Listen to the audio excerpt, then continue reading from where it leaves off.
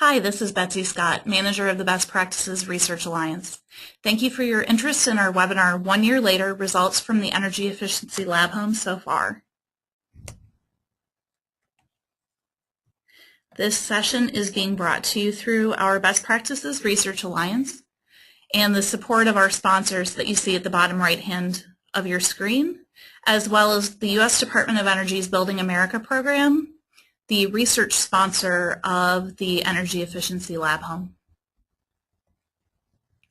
What you're watching now is the first of 3 segments, during which Anthony Grizzolia, IBACOS Services Manager, will give a quick overview of the lab home as a project.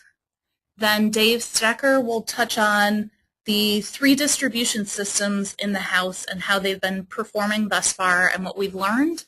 And then at the end, I will provide some additional resources that you can access through the web if you're interested in learning more about the project.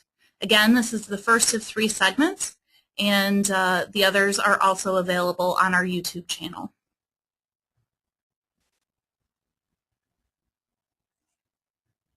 So I'm going to turn the mic over, if you will, to Anthony Grizzolia. All right, thanks, Betsy. So we, as Betsy said, we worked with SNA Homes probably it was in 2010 when we were building the home. The home is built in just north of Pittsburgh, about 10, 12 miles in Ohio Township, and the community is called Cobblestone.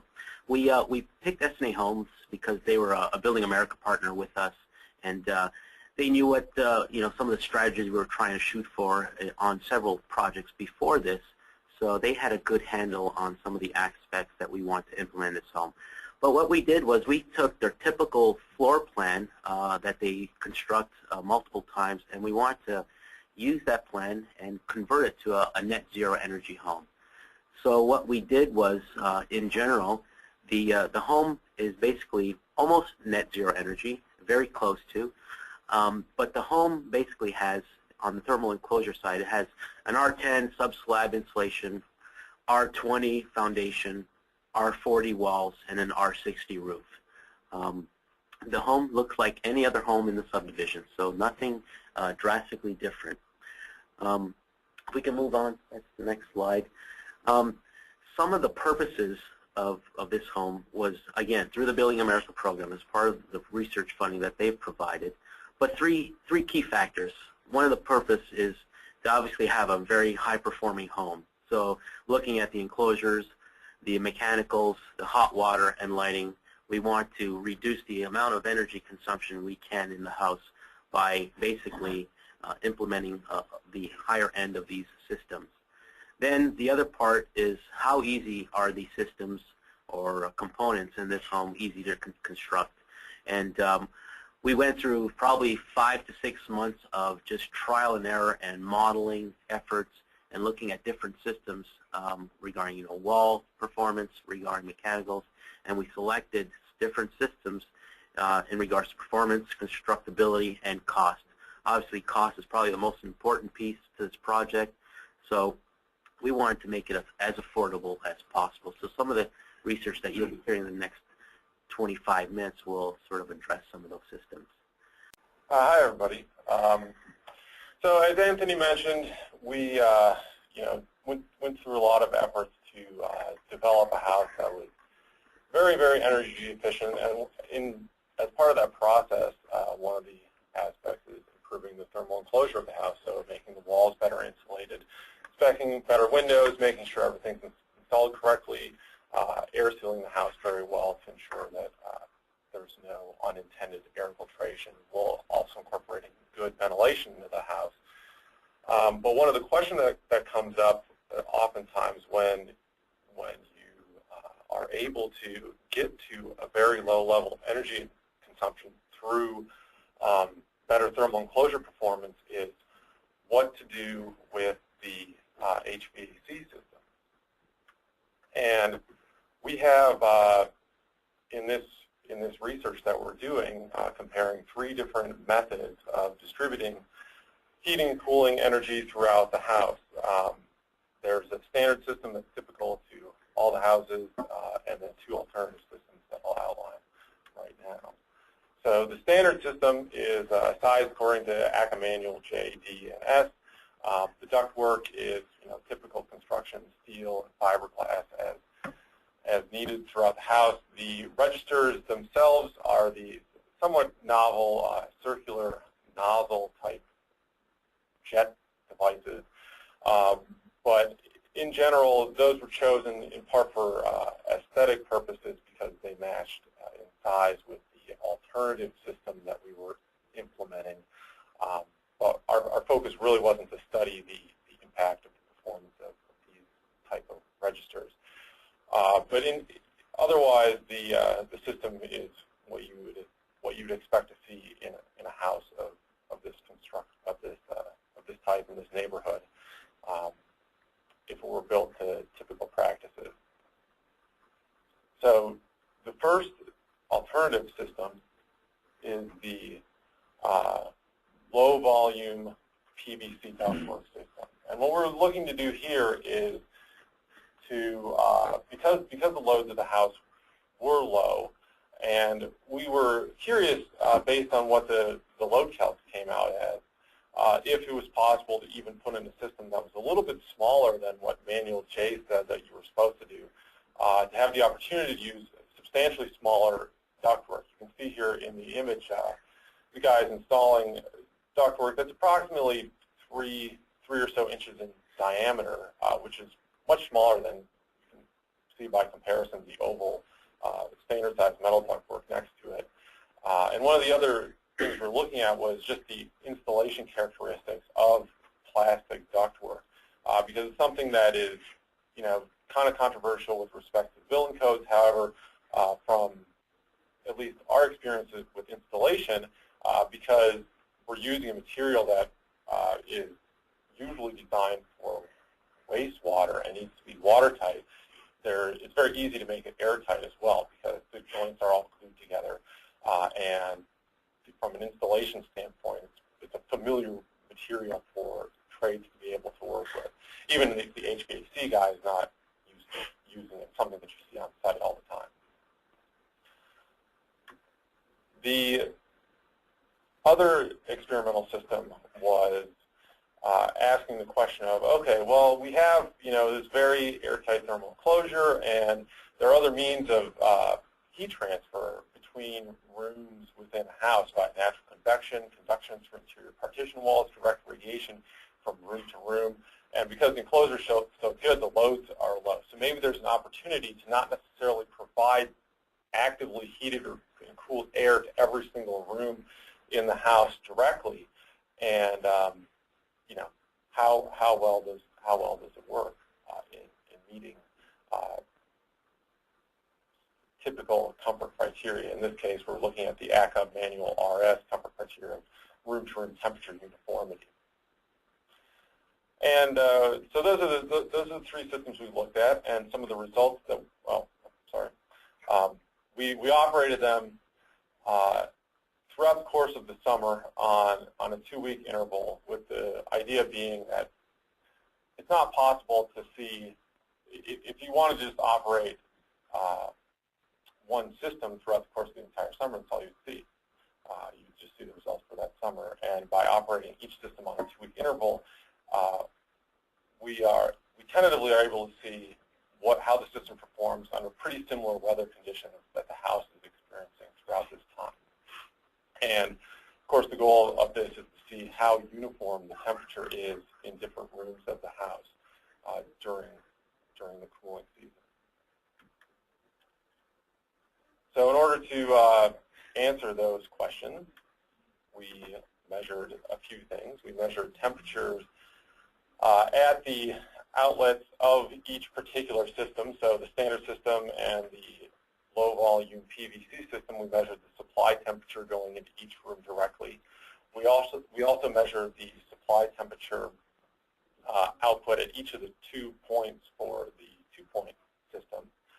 And in addition on that system, we had some over-the-door transfer grills that were installed, which also function to prevent room pressurization for the 2 systems that provide conditioned air directly to each room.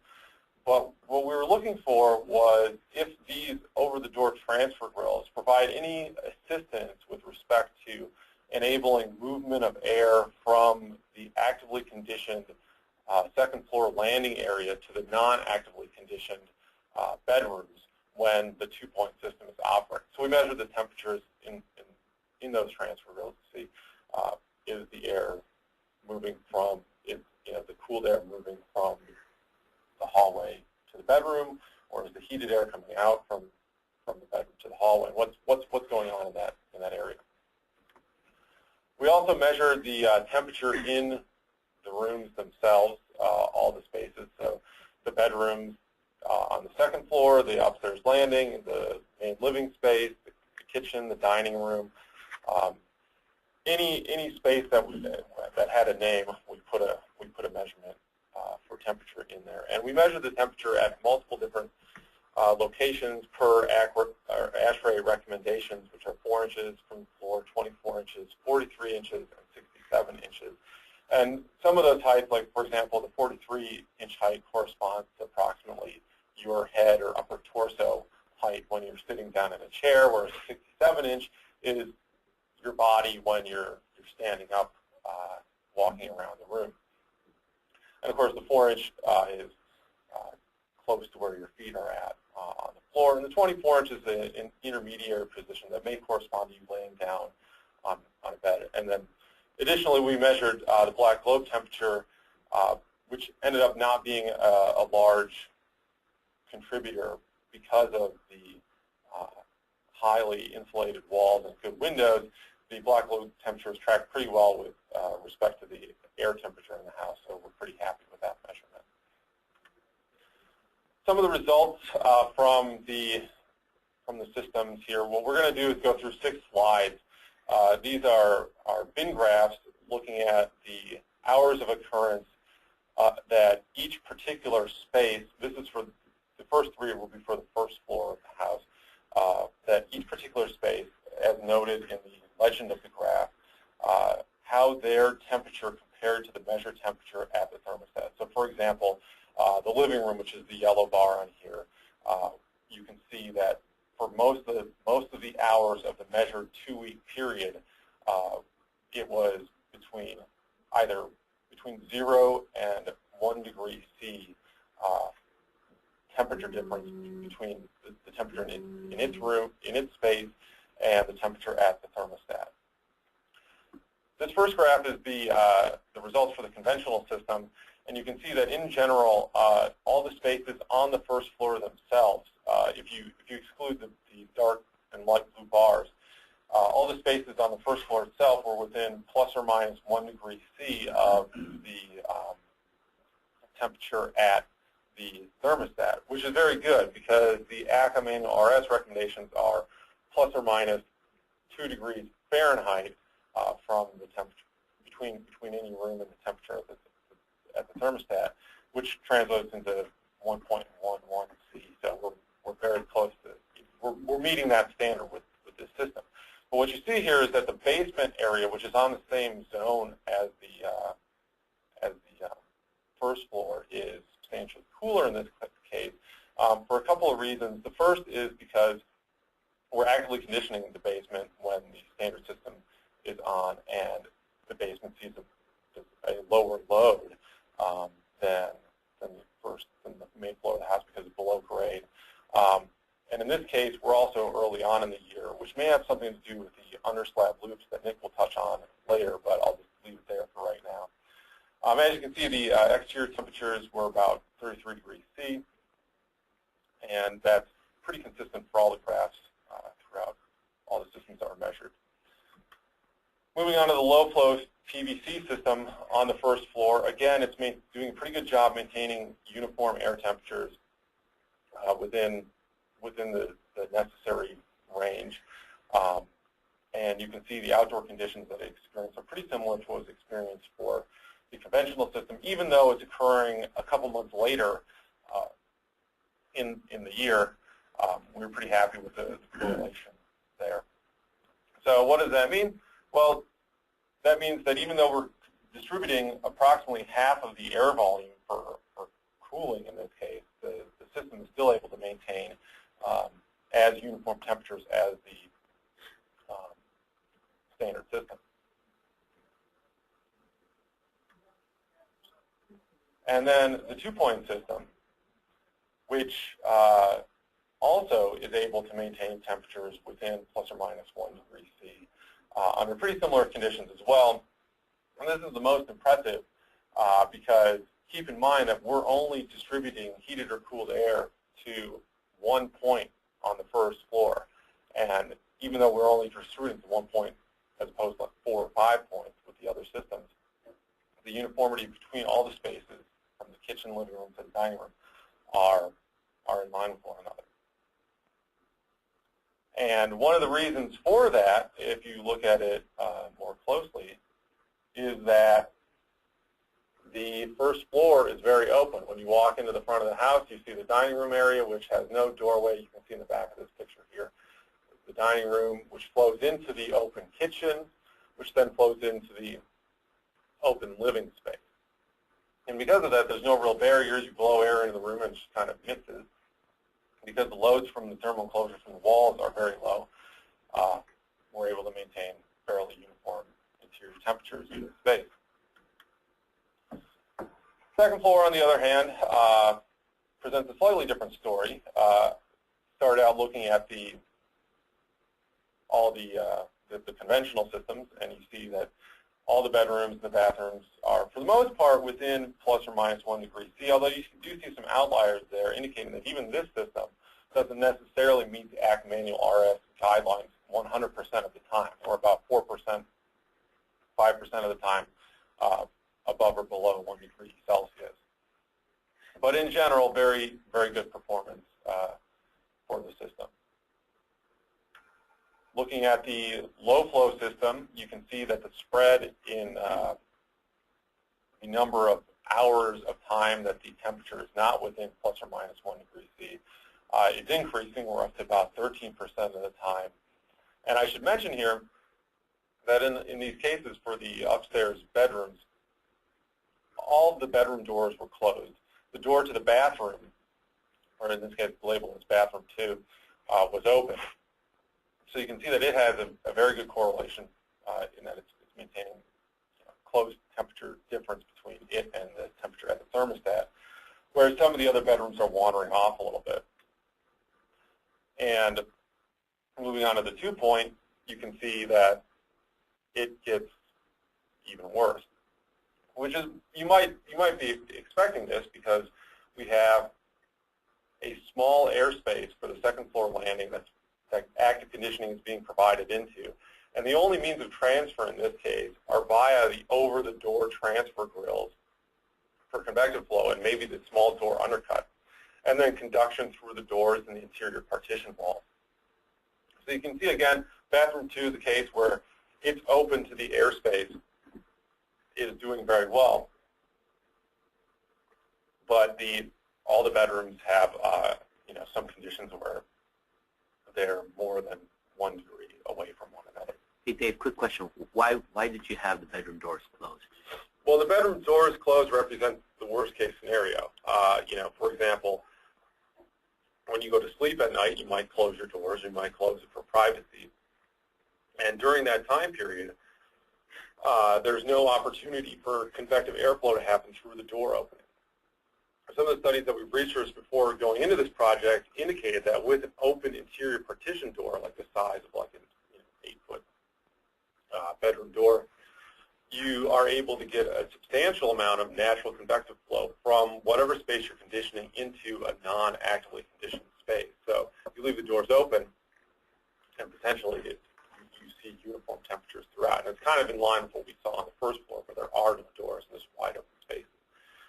But that's not how people live in their houses. They close the doors from time to time. So we need to make sure that when those doors are closed, we want to know what's going to happen. And this is just a little outline of the floor plan here, showing you can see the hallway space with the stairwell. That's where the active conditioning is provided into, and all the doors that you see to each bedroom are closed during this portion of the study. So in general, we've we found that for wide open spaces, single point conditioning works fairly well. But when you have a lot of interior partitions and closed doors, it doesn't work quite as well. However, providing a lower volume of air does work almost as well as a standard system, but it doesn't necessarily work quite as well, so it's something that you need to weigh with respect to how much the installation cost of the system is versus what you're willing to risk with respect to callbacks on occupant comfort later on.